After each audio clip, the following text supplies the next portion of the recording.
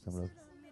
મધરાતે મોરલી વાગે અજંબોર જાગે નિશામ તો જબ ગીરે જાગ્યા કરું જાગ્યા કરું રે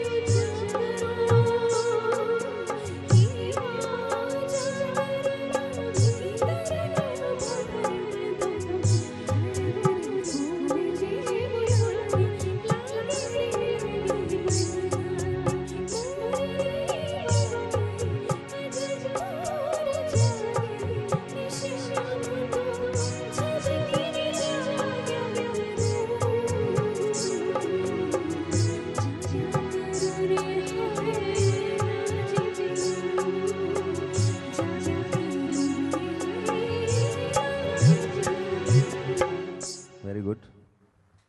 આવું છે મેગા ઓડિશનમાં? હે? યસ, પ્લીઝ કમ.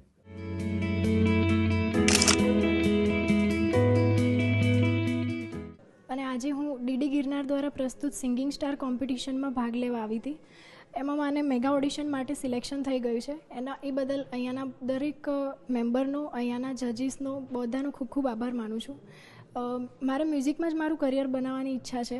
મારા મમ્મી પપ્પાને પણ બહુ જ શોખ છે, એટલે હું ઈચ્છું છું કે મેગા ઓડિશનમાં પણ હું એનાથી વધારે તૈયારી કરીને આવીશ અને એમાં પણ હું સિલેક્ટ થાઉં.